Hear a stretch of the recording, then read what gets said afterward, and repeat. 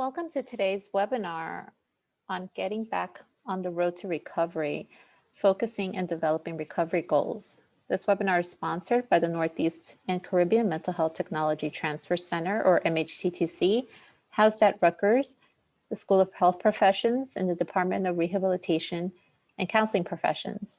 My name is Kati, and I'm the project coordinator of the center and will be facilitating the webinar today. Next slide, please.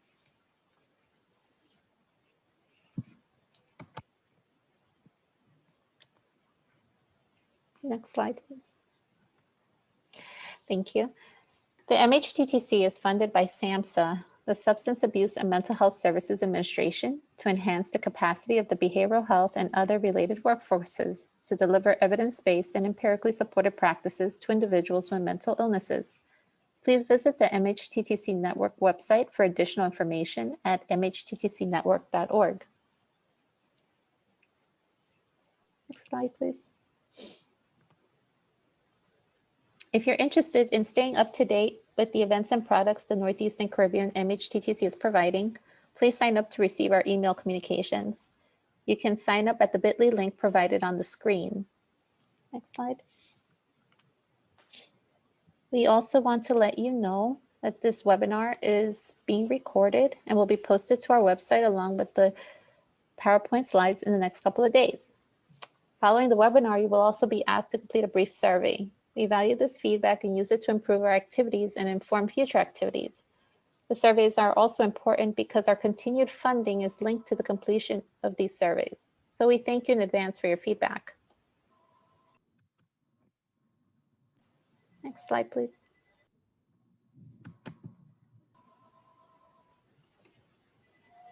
We encourage you to interact with our presenters during the webinar by using the chat feature. Please post any questions or comments you have in the chat, and I will collect your questions as we go and ask them of the presenter during the Q&A time towards the end of the presentation.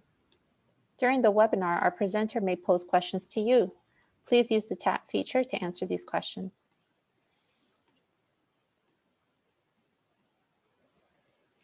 This presentation was prepared for the MHTTC network under a cooperative agreement from the Substance Abuse and Mental Health Services Administration, or SAMHSA. All material appearing in this presentation, except that taken directly from copyrighted sources, is in the public domain. It may be reproduced or copied without permission from SAMHSA or the authors. Citation of the source is appreciated. This presentation, as mentioned before, will be recorded and posted on our website. At the time of this presentation, Eleanor McCants-Katz is serving as SAMHSA Assistant Secretary. The opinions expressed herein are the views of the presenters and do not reflect the official position of the Department of Health and Human Services, or SAMHSA. No official support or endorsement of DHHS, SAMHSA, for the opinions described in this presentation is intended or should be inferred. Now let's begin our webinar. We have with us Joni Dolce with us today. Joni is an assistant professor in the Department of Psychiatric Rehabilitation and Counseling Professions at Rutgers School of Health Professions. Joni has several years of experience working in behavioral healthcare settings, namely supported employment.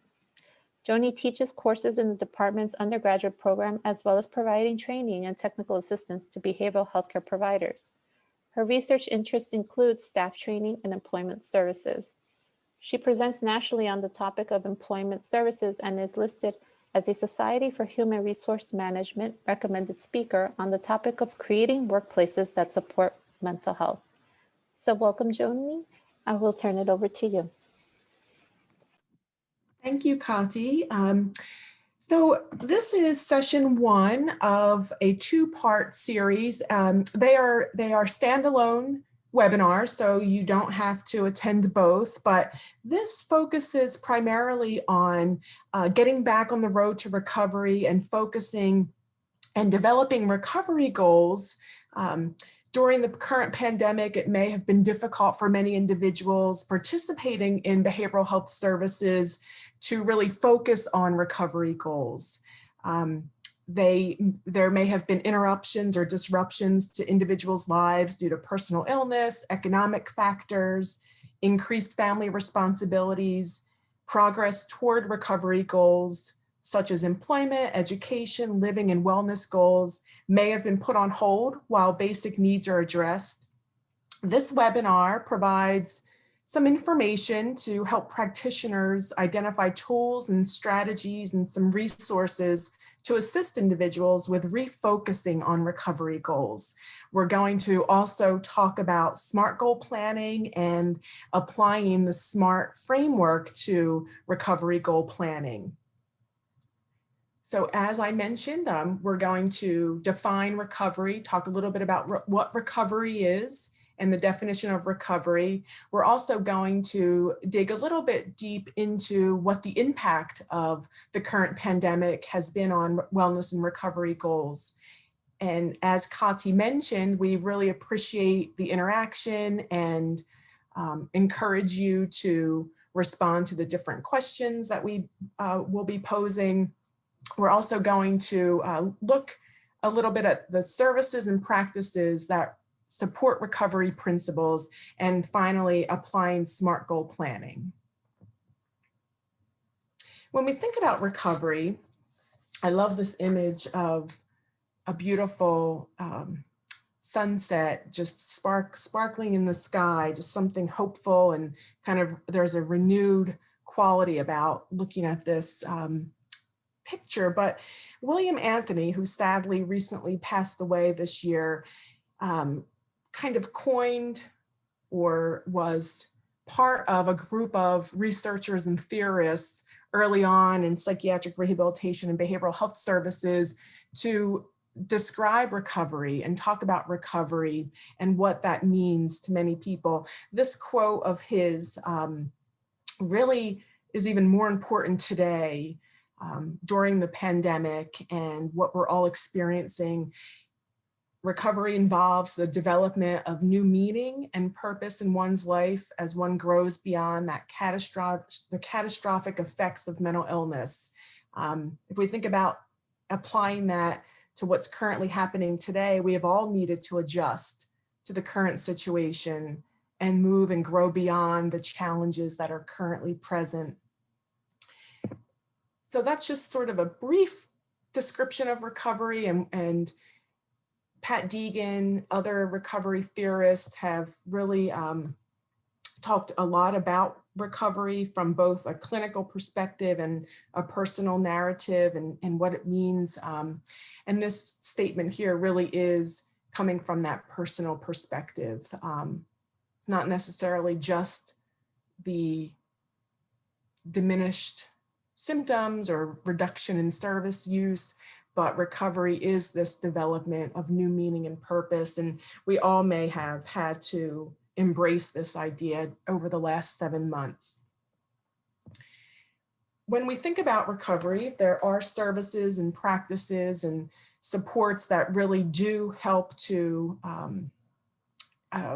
help individuals achieve recovery goals. And these guiding principles SAMHSA has developed to really help guide us in our work as practitioners. We'll go over these very briefly, but hope is something that's so critical now in all of our lives. Believing that recovery is real and goal achievement is real. As I mentioned, people may have had to put goals on hold or needed to postpone some important events such as going back to school or going back to work because of what's going on, but helping to really instill that hope, helping to cultivate and foster hope is so important to help individuals overcome and believe that they can get through some of the challenges and barriers that they may be confronted with right now. Recovery also has many pathways. Really looking at individuals and understanding that people are unique and have different strengths and goals and interests, and helping people understand and develop and cultivate what some of those strengths might be, to help individuals identify a pathway to recovery. For some people, as Pat Deegan, who is a recovery theorist, identifies, going back to work or going back to school is a pathway that helps achieve other recovery goals. So recognizing that people have unique and personalized pathways and and ways to achieve recovery. And for some people that may be going and increasing therapy or other types of more clinically focused. For others, it may be more personalized. Really looking at it being person-driven. Recovery really is a very personalized area. So helping people really make choices and encourage choices. Peer support is so important. Now during the pandemic, I've seen how important that peer support is just for my own achievement of different goals and even just knowing that colleagues and other peers and friends are available. So really encouraging individuals that you're working with to access other people that they know, whether it's people who are maybe attending some similar programs or other people in their lives. If they are working or going to school, accessing different students or colleagues that they might know. Holistic, this idea that recovery isn't just one area of a person's life. It's not just mental health recovery or symptom reduction, but includes many facets, including employment and community integration and other goals that relate to the person as a whole. Culture is very important. As practitioners, it's even more important now to be culturally mindful and competent, recognizing that people may be within certain cultures, and now that we're all social distancing and quarantining in some areas, that recognition and knowledge of what an individual's culture is all about is so important when you're working with someone towards recovery goals. Recovery principles address trauma, and again, now very important during this time where this current pandemic might be creating trauma in individuals' lives. People might be feeling a way that intensifies traumatic experiences that they may have encountered in the past. Strengths focused, we mentioned how important recognizing and building on individual strengths is when we consider recovery. Respect and relational, so helping people develop relations and relationships in the community, foster those relationships, help individuals identify those natural supports in their lives, and ultimately being respectful of what individuals are interested in, and also being respectful that people still do have goals and recovery goals. And although there may be times now where more basic needs need to be met, it is important to continue to help the person, very respectful to the person, to recognize that their goals are important and helping them to reach those goals or identify a strategy or a way to achieve those goals. It looks like we have a few chats. Kati, anything that we need to address now? Oh, just people welcoming and saying hello. Perfect. Yes, many people are joining us. Thank you for all of your greetings. Yes, looks like we have a variety of people from a variety of different places. Welcome. So let's talk about goals. Let's transition from this basic overview of recovery to now goals and how to help someone refocus and revisit some of their recovery goals. So when we think about goals, we really want to recognize the importance of having goals and the value that having a goal plays in our lives. They provide a clear vision of what we might want to achieve. They offer a direction. They also help to stimulate hope. So if someone is in a current situation where economically they may have lost their jobs or have been furloughed or have had to postpone career plans because of the current economy and the current situation, helping to really revisit what some of those long-term goals might be helps to stimulate hope and helps us to really believe that there is a light at the end of this tunnel, kind of like that visual of the sun that I showed earlier. Goals also provide a sense of accomplishment. So we might be really feeling in a funk, for lack of a better word, and really just not feeling like there's much being accomplished. We're home. Personally, I've been home working out of a tiny little office for the last several months. And although, you know, there's lots of accomplishments that are happening by Zoom and webinars, there is this kind of feeling that there's not much going on. So helping to identify even short-term goals for me, even wellness-related goals have been extremely helpful to recognize that there is a light at the end of the tunnel. And these goals are helping to work towards some of the larger goals and long-term goals I might have. And the goals are always developed by the individual, always person first, always very client-centered. The person in recovery is really the one guiding the process. Some recovery goals might include, just so we're all kind of speaking the same language about what recovery goals are, they might include goals around employment, career goals, education goals, living goals. So it might be a goal to move into a new apartment or a new house or purchase a home or whatever that might be. They might be social or community goals. So goals that have to do with improving interactions in the community or involvement in the community. And that might be a little tough during this time of social distancing. Nevertheless, that could be something that someone is really interested in pursuing. And as practitioners, we need to really think about how to assist that person in continuing to remain in the community and accessing some of those community integration goals in light of the social distancing that's happening in many of our region and many of the states here.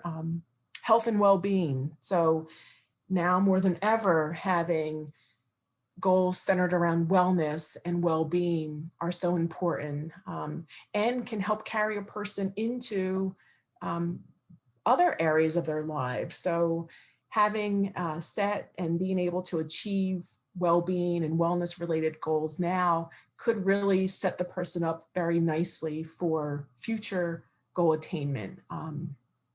Kind of having those wellness goals in place and wellness strategies and interventions, if you will, in place now could really help to improve other areas of one's life. So some examples of a recovery goal for employment might be, I intend to work in a sales job in the New Brunswick area by January of 2021, or it might be something living related. I intend to live in my own studio apartment in Rahway by January 2021, or it could even be education related. I intend to enroll in a class, one course at Union County College, which is a college near us, by September of 2021. So helping someone identify what some of those long-term goals might be. And then we're going to talk a little bit about identifying short-term goals to help again with that, instilling hope and belief that it's possible. So this would be really helpful to hear from you all how COVID-19 and the current situation that we're all encountering now how has this impacted, or what challenges have you observed that impact individuals' recovery goals? So you can use the chat. It looks like Vicky feels in the same funk right now. I agree. So if you want to use the chat to talk about what challenges have you observed that impact individuals' recovery goals? or even your own recovery goals. What are some of the challenges? And when you write in the chat, make sure that you're writing to everyone. So there's a little drop-down menu that you can click on. It says either all panelists, or you might have to change it to all panelists and attendees so that we can all see what you're writing. Kadi's going to help me kind of look at the chat and see what people are writing. But yes, Hedion said that COVID has caused isolation, which increases use. Absolutely, that isolation has, and they've done some research on this during this time, has really impacted substance use and alcohol use. Sarah writes, lack of in-person services available in the community. Absolutely, so not having those in-person opportunities to engage with individuals. People might not be seeking services, Selenia is mentioning. Absolutely, people might not be seeking services right now because of what's happening. Adam mentions seeing an increase in incidents of mental health symptoms, isolation, and the impacts of racial injustice. Absolutely, so you're seeing that, and that's all impacting an individual's recovery goals. The isolation is impacting goal-directed behaviors, or goal-directed people really reaching for their goals. Social goals as well as mental health goals, Kristen mentions. The fewer in-person support groups are impacting recovery and recovery goals.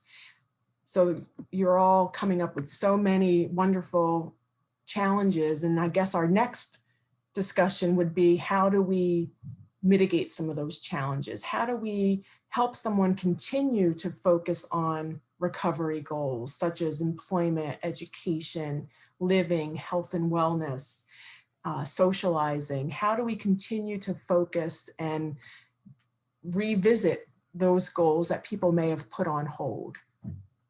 I'm just looking through the chat right now. Some people have a lack of internet services, limited resources, lack of access to mobile devices.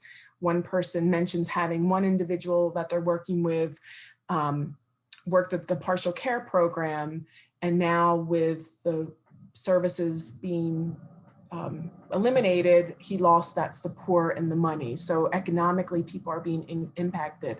Oh, there's so much in the chat. So, you know, we won't have a chance to review all of this, but clients are refusing to see me for fear of COVID, the lack of support. Absolutely, all of these areas, you know, go through the chat and peek while we're moving on. But yes, these are all impacting people's recovery goals. So let's move into maybe a tiny bit of recent article. Our director, Dr. Murphy, and colleagues wrote about challenges identified in New York State and city, and a lot of those centered around individuals' basic needs. So a lot of you in the chat identified that people economically are being impacted, financially being impacted, supports are not as available. Absolutely, an increase in symptoms. There's been a lot more isolation and that anxiety and fear. And these are all themes that developed from the survey that we sent out, specifically asking providers in New York what were some of the challenges to providing services right now. And you echoed many of the challenges that we found in the survey that we recently published. So yes, these are certainly grounded in fact, and people are really having a difficult time managing what's going on in terms of basic needs being met, symptoms increasing. The isolation is really creating a lot of anxiety and fear, in addition to the anxieties and fears related to actually concerns about contracting COVID-19. So there's a lot going on. So let's think about how we can begin to recognize and acknowledge our role as providers in revisiting and focusing on goals. And please use the chat if you have questions throughout. We have about a half an hour left, so I wanted to maybe focus this next half an hour on what we can do and introduce some of the SMART goal planning. But let's look at long-term goals. So individuals may have had some long-term goals to get a job or go back to school, and the person may have had some very clear recovery goals to move out, and those goals may have been put on hold for now because of some of the situation that's happening. The person may have been anticipating going in person to school, or there may not be available houses or apartments or other areas to move into. So some of that may have been put on hold. Short-term goals may be the way to go, and focusing on helping someone identify a short-term goal, something that is achievable, something that shouldn't take much effort, but can instill that hope and help someone believe that that long-term goal is attainable. And a way to do that is through using the SMART framework for goal planning. And we're gonna get into that now, but if we think about what someone's long-term goal might be, a long-term goal might be, I will graduate from Rutgers University with a BS degree in accounting by May 2026. So that still may be the person's long-term goal. Maybe that date needs to be adjusted a bit. And the short-term goal for that person might be to enroll or apply to maybe the local county college, if that's the only option right now, as an accounting student by maybe this January to start in the spring semester. So helping that person look at what their long-term goal is and identifying some short-term goals to help work towards that. And again, those short-term goals should be something that's really achievable and attainable right now to really instill some hope and belief that long-term goal achievement is certainly possible. So when we think about focusing, I'm kind of pulling this from the motivational interviewing literature and motivational interviewing information, but when we think about focusing, it really does include helping someone identify direction toward change. And when we think about focusing, it really is based on first having developed a relationship with the person. So in order to help someone really focus on what's important and what a short-term goal or long-term goal might be, we really have to put the work in to engage and develop a relationship to make sure that we are viewed by the person as trusting and someone who's helpful and supportive. So putting that work in, making sure that we're using our active listening, making sure that we are attending to the person, even if it is remotely, making sure that we are using those counseling techniques and counseling skills to engage with the person so that we can begin helping that person focus on what it is that they would like to change or what they would like to achieve, and spend some time really helping that person hone in on what that goal might be and how that person might achieve whatever that goal that they're interested in achieving is, and helping not only hone in on what the goal is, but prioritizing right now, what is priority? What is something that the person needs to prioritize to achieve a goal? One way to do that is to help the person really look at what are some of those positive qualities? What are some of those strengths that the person has? What are some of those areas in the person's life that can be further explored and identified as a short-term achievable goal. So really spending some time helping the person focus now, refocus. And as practitioners, we're also sending the message when we continue to talk about goals. We continue to keep the conversation about what the person's recovery goals are in the forefront of the discussion and our interactions. It again creates this expectation and recognition that the person is eventually going to get to where they want to be. We're sending the message of optimism and belief that it's possible. So this probably looks familiar to some individuals.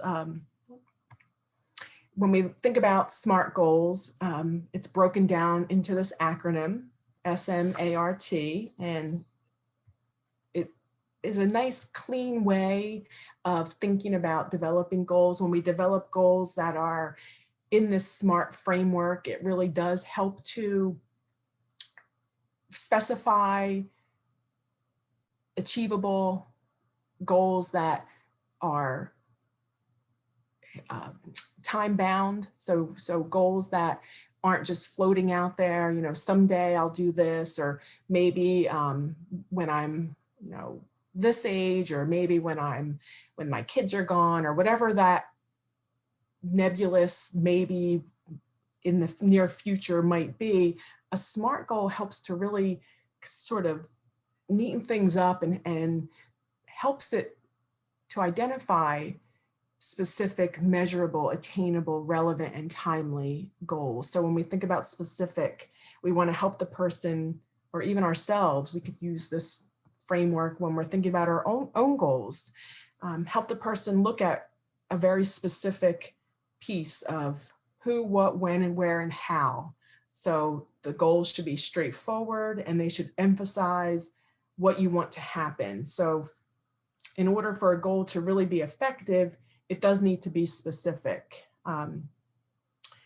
It should answer some of the questions, like what needs to be accomplished, who needs to be responsible for it. So some goals might, I mean, most of the goals, certainly the person in recovery is responsible for, but there may be areas that supports might be necessary. What steps will the person take to achieve it? So thinking through these different questions really helps us to identify very specific goals. Measurable. So if possible, including a numeric or any sort of descriptive measurement is helpful, so that we can measure progress or help the person measure progress and see changes over time. So it might be including a number such as if someone is interested in reducing bad cholesterol numbers. So even identifying, you know, wanting to reduce my bad cholesterol by 10 points, or wanting to lose 8 pounds, or putting in 3 job applications over the next week. So being very measurable so that the person can track how close or how they are working towards that goal. It's when we quantify a goal, it really makes it much easier to track that progress. And we also know when we've kind of reached the end or the finish line. And that again builds on each of those successes build on one another. And they are really impactful when you think about self-efficacy and belief that achievement is possible of any goal when people begin to see those small steps being accomplished. And think about your own goals that you have. It'd be really disheartening to never see any progress or never see any measurable way of tracking how close you are to achieving that goal. So even when you can see one or two of those metrics being met is certainly important and does matter when you're trying to help someone achieve a goal. This idea of attainable or achievable, you might also see for the A, for the SMART framework. It should be something that is empowering. Goals are something that are empowering to us, right? So it shouldn't be something that is so unachievable or unattainable that we never ever get there and we're never able to see any progress made. So it should be a conversation that you have with someone to make sure that this is something that is achievable. This is something that the person is able to attain, so that you can really kind of move beyond that. If it's never achievable, you're just stuck and feeling pretty horrible about yourself, quite frankly, if it's not something that's realistic. But it shouldn't be too easy. It shouldn't be something that's so reachable that it requires no effort. It should require a fair bit of effort, but just something that's within reach. And then goals should also be relevant, or you may also see realistic. It really does need to be something, and it goes back to those recovery principles that the person is identifying that really fits within that holistic idea of what the person's interests are and what the person is interested in achieving. And that self-determination is really fulfilled and cultivated when that goal is relevant to the person. And then time bound. So it should have some sort of timeline. I could say all day I'm going to lose 8 pounds, but if I don't really give myself a time frame to do that, it really just sort of sits there and never happens. Or if I say I'm going to reduce my stress by going to yoga via Zoom twice a week, but if I never give myself a start date, like starting next week or starting Monday, it just sort of sits there. And for me, it never really happens. So helping that person identify a realistic time frame to help them really look at a deadline and a clear target to work toward. So just a quick yes or no poll. Do you use SMART goal documentation in your work? Or is there another, let's see. Yep, so it looks like many people, so you're familiar with the SMART goal planning. Are there other frameworks that people use? There are also Rumba, which is another way, another kind of framework to use. Looks like a lot of the chat's coming in. Yes, yes, yes, yes.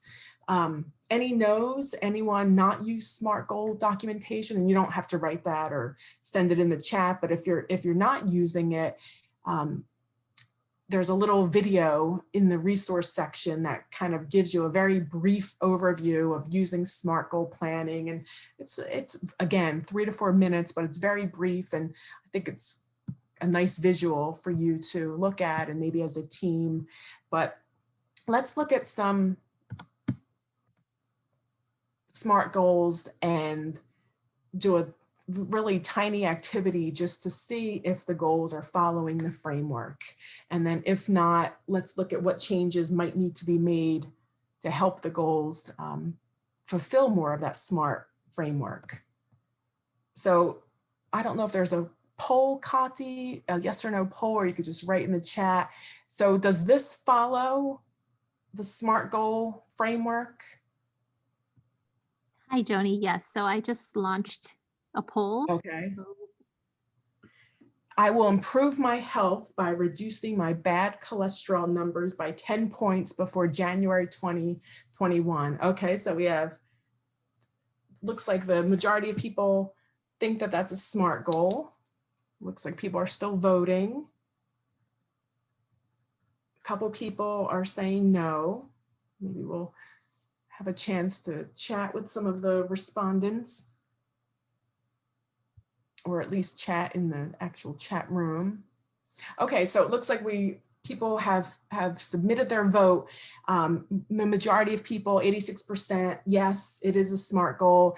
A couple people, 14%, no, it's not. We have someone in the chat, so yep, Renee said yes. We have one more in the chat. Let me look on that. Okay, yep. So people, Elizabeth brings up a great point. By doing what will the person do to make it happen? Absolutely. So they didn't say by doing what. So I think that's a really great point. I will improve my health by reducing my bad cholesterol numbers by 10 points before January 2020.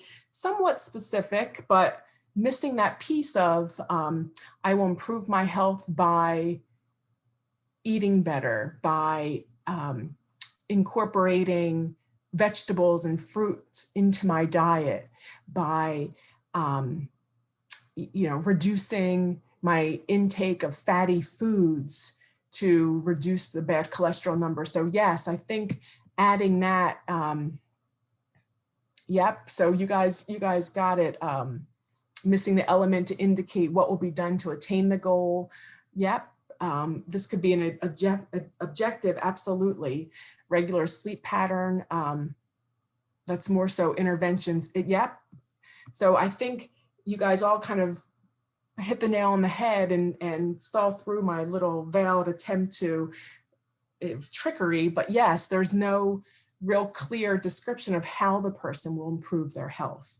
How are they going to reduce the bad cholesterol? So you really want to help the person be very specific. It is measurable, right? I mean, they want to reduce it by 10 points. However, it is missing some key pieces. All right, let's move on. I will enroll as a full-time student. I will enroll as a full-time college student by 1/15/2021.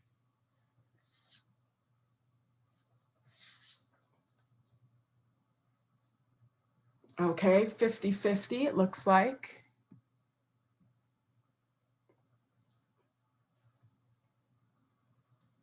Okay, so what does this look more closely like?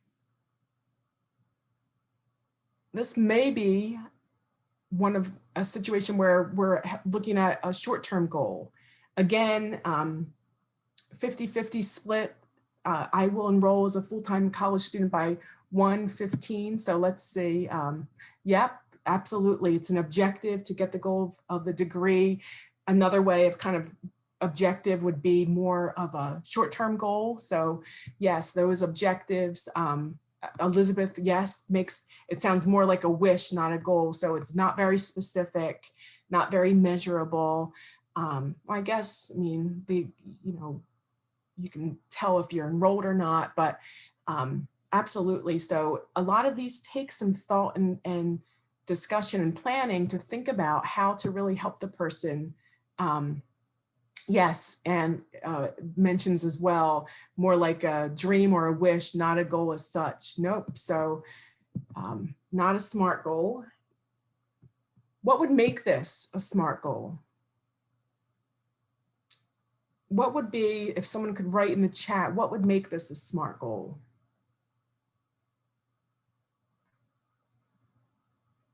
Let's see. Career choice, okay.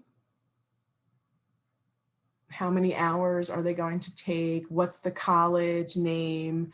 Yep, so you kind of are very specific. What makes, yep, which college, which course, absolutely. Have the money saved to enroll. So there's a lot more that could be said to make this a SMART goal. Obtain the requirements. So you guys are good. I will complete an outpatient program. Is this a SMART goal or no? Yes or no?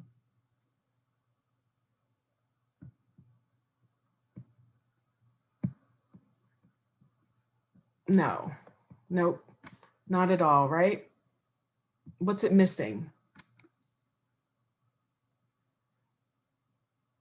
It's missing a lot. It's missing most of, yes, Elizabeth, it's missing everything. So, and what it's also missing is this really a relevant goal for someone? Is it really someone's own personalized goal to complete an outpatient program, or is that something that may be more an external person or something externally that's kind of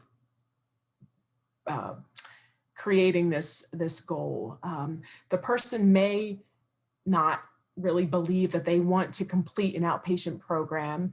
The person's goal might be much more personalized and might be more of those recovery goals that we talked about, right? The social, living, employment, education goals.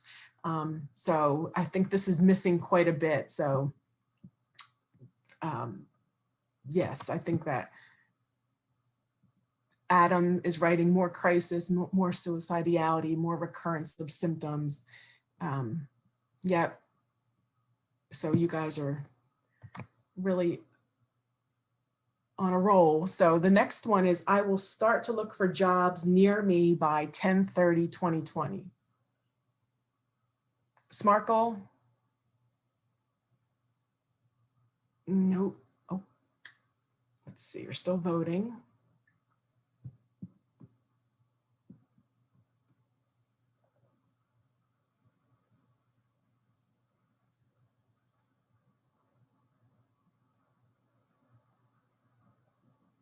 All right. Looks like we could probably end this poll. Majority of people said no, it's not a SMART goal. Adrian, yep, you're right. What kinds of jobs, where, what field, what does start to look for a job mean? Absolutely. It should be number of applications to submit. You're absolutely right, Kristen. It looks like another person is writing research applications. Elizabeth, absolutely. How many hours per week? So all of those missing ingredients do not make it a SMART goal. And the reason why we're really focusing on this idea of emphasizing, and it sounds like really reiterating to many of you who are already using a SMART framework, is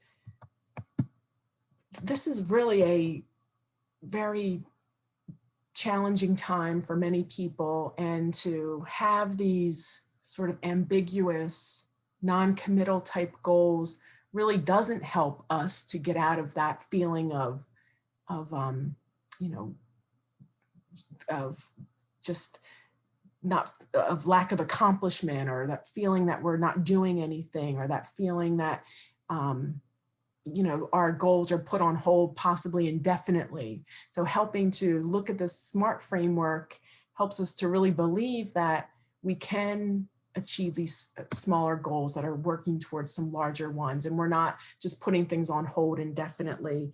And now might be a time when people do need to focus more on goals that are related to wellness and health. But again, setting these up in a SMART framework can really help to make those goals more achievable to someone. So I just put this up here, and you can talk about this when you're back, but I just put it up here as a prompt. I will, and think about your own goal. Think about your own goal during this time, and whether it's a wellness goal or another type of goal that you might have put on hold, and think about how you can make that goal under the SMART framework or other framework more achievable or more attainable. Adrian wrote in here, I agree, people have to start somewhere to realize where they really want to be or not be in a particular field. Absolutely. Looks like we have a couple of people who raised their hands. I don't know if you wanted to write in the chat what your question was, but please use the chat room. But think about your own recovery goals or your own wellness goals right now, or what you'd like to achieve, and sort of fill in that blank. And again, you don't have to do that in the chat. You can just ponder that. Practicing on ourselves helps us when we're working with someone. And review with your supervisors, review with colleagues, spend some time during your team meetings really reviewing goals that you've helped individuals set, or sitting with individuals who are receiving services and really looking at the goals together and almost scrutinizing in a good way how much they fit the SMART framework, and explaining to the person the importance and the benefits of following that type of framework when they are developing goals. So a question to consider as we begin to end the webinar: how can the SMART framework improve your work with individuals during this time? So use the chat to begin thinking about how can this particular framework improve your work with individuals during this time, particularly around recovery goals and a revisiting or a reconnection with some of the recovery goals that the person may have had. Elizabeth, it helps the person have focus on what is important to them. Yes, so continuing to maintain that focus.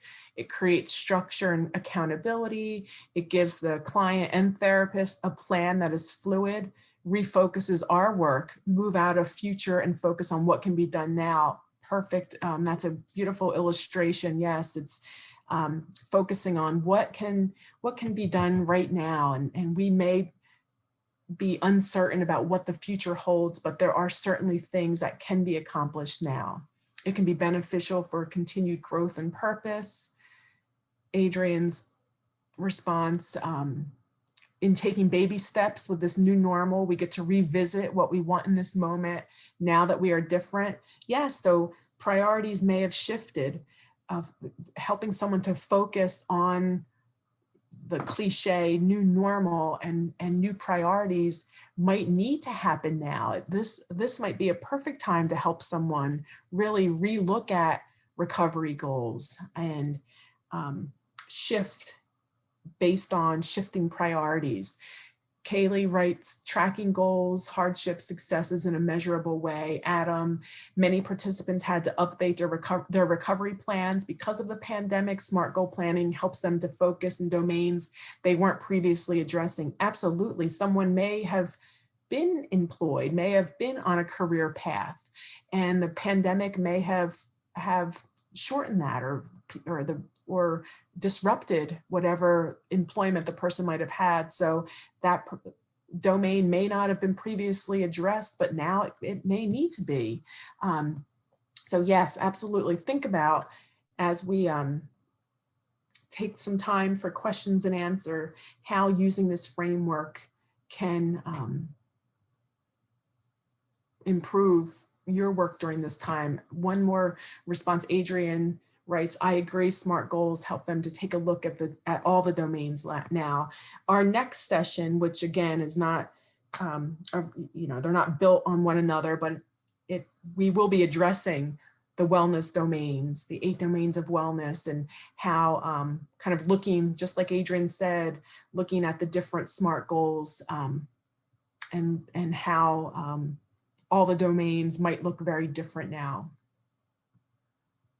And recovery plans look different now with virtual treatment. Nicole is writing that. I agree, and I think your colleagues here would agree that recovery plans may look different. However, recovery goals may still be something that the person is interested in revisiting and refocusing on. And I think we really want to just hammer home that idea that people may need to adjust expectations, people may need to reprioritize, and people may need to include other goals such as wellness and health goals at this time. However, as providers, really helping someone to continue that focus on the more longer term recovery goals helps to continue that road to recovery. So we defined recovery very briefly and explored some of those guiding principles of recovery services that support recovery and recovery goals. We also looked briefly at the potential impact of COVID-19, and then we reviewed and applied some SMART goal planning. We are approaching, as Kati mentioned in the chat, our Q&A time. So please feel free to use the chat room for any questions that you may have. Thank you, Joni. So as Joni mentioned, we are approaching the Q&A portion of our webinar. So if you had any specific questions that you'd like addressed, this is the time to do so. You can either enter them into the chat box or in the Q&A pod. But in the meantime, Joni, could you please forward the slides to our evaluation slide? Yep. Resources, just so you know, some of the resources that are here relate to recovery, but also the SMART goal video, motivational interviewing as well, and wellness and recovery action plan apps, and specific COVID-19 information. Thank you, Joni, for sharing those valuable resources. So as previously mentioned, we are a SAMHSA funded center. And as part of our funding, we are required to submit data related to the quality of this event. So if you do have a smartphone, you can use the QR code that is posted on the screen right now in the Zoom presentation. And you can take a brief survey. I will also follow up with sending an email that contains this link as well. Some feedback that we're receiving in the chat is, as part of our treatment planning process, we include strengths and barriers to achieving goals. That's correct. Yes. So that's sometimes Joni, would you agree that's a pre-discussion that you have in preparation for goal planning? Yes, yep, certainly you want to really emphasize, and I don't know if I made it clear in this presentation, but you really want to focus on what the person can do and will do, and try to minimize, at least in the goal planning part, what the person can't do. So we really want to focus on the positives, focus on really emphasizing what those strengths are. So yes, Nicole, I think you bring up a great point about including the strengths. So Joni, while someone submits a question, we're waiting in the chat or the Q&A. I had a couple questions here. Okay. Could you elaborate more on the concept of focusing and why this is important in the goal planning process, and also when reformulating or revisiting a goal, whether it was reached or not? So in terms of the focusing, I think that's an important element of motivational interviewing, and in the resources, I've linked to the motivational interviewing website. You can get a little bit more information, but it really is to help structure those meetings, to really, sometimes when I think Kati mentioned I provided direct service for a number of years, and even up until just a few years ago here at the university, but having those discussions early on in my career that were unfocused and really didn't accomplish much, we really didn't see much progress. And once I began to incorporate some of the focusing techniques and really helping someone sit and really get a sense of what it is that was the person's priority right now. What was it that the person really needed to focus on to achieve what they ultimately wanted to do? And I think that focusing is important, but again, we do have to have established a trusting relationship and really had to establish engagement with the person before we go into the focusing, and certainly well before we go into goal planning, we need to help with that focus. Absolutely. I agree with the establishing the therapeutic rapport. We have a question here in the Q&A pod. Is there a specific window that you think is best to start goal planning around? This person works with people who are usually in crisis, and not always is the space to goal plan. I agree. When someone is in crisis, it's not a space to goal plan. However, if you're able to have met with the person prior, so if this is an existing relationship, putting in that work in the beginning of developing a relationship, developing that therapeutic alliance with someone really helps when the person is in a crisis situation. remind the person of what their ultimate goals are. And maybe that's what our role is while someone's in a crisis, to remind them that this will pass, and to continue to have eyes toward the future and what can be accomplished. And this is a blip in the road, and this is just one moment in their life that doesn't necessarily equate to giving up all of the recovery goals and all of the goals that the person has originally been striving towards. So making it very clear and instilling that hope that this isn't just going to be what the person's